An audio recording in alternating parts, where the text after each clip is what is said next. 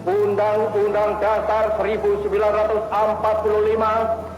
berlaku lagi. Tahun 1950-an adalah masa ujian bagi bangsa Indonesia yang baru merdeka. Setelah menyatakan diri sebagai negara kesatuan dengan sistem parlementer, Indonesia mengalami ketidakstabilan politik yang berkepanjangan. Kabinet silih berganti, jatuh bangun dalam waktu singkat. Dan partai-partai politik besar terjebak dalam tarik-menarik kepentingan ideologis. Sementara itu, rakyat semakin haus akan arah dan kepastian. Sebagai solusi konstitusional, konstituante dibentuk lewat pemilu 1955 untuk merumuskan Undang-Undang Dasar baru. Namun, harapan itu kandas. Selama 3 tahun bersidang, konstituante tak kunjung berhasil mencapai kesepakatan. Usulan untuk kembali ke UUD 45 tidak pernah mencapai suara mayoritas 2/3 yang disyaratkan. Kebuntuan itu membuat keadaan semakin genting. Kepercayaan publik melemah, arah pembangunan kabur, dan Indonesia berada di persimpangan jalan sejarah.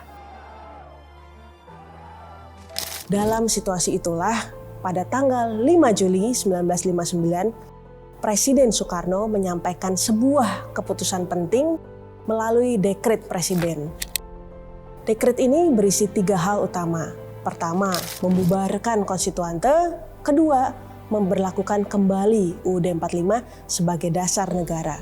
Dan ketiga, membentuk Majelis Permusyawaratan Rakyat sementara serta Dewan Pertimbangan Agung sementara. Dekret ini tidak hanya bersifat formal, tapi juga simbolis. Mengembalikan semangat proklamasi dan memulai babak baru dalam perjalanan bangsa. Dekret Presiden 5 Juli 1959 menjadi penanda dimulainya fase baru dalam tata kelola negara, yaitu pada masa demokrasi terpimpin, Presiden Soekarno kemudian memimpin secara lebih langsung dalam proses pemerintahan dengan semangat mengonsolidasikan kekuatan nasional untuk menghadapi tantangan internal dan eksternal.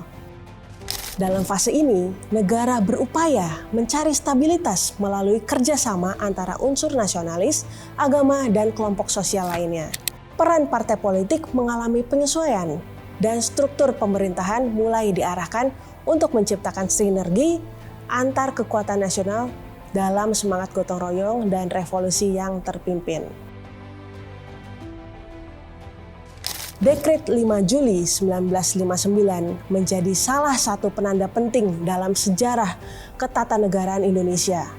Di tengah situasi politik yang penuh tantangan, keputusan tersebut dinilai sebagai langkah penyelamatan untuk menjaga keutuhan bangsa. Meskipun pendekatan yang ditempuh berbeda dari sebelumnya, fase ini membuka ruang bagi peneguhan identitas nasional dan penguatan lembaga negara.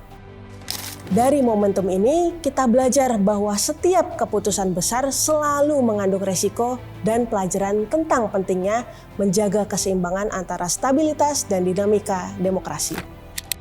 Sejarah tidak selalu hitam putih.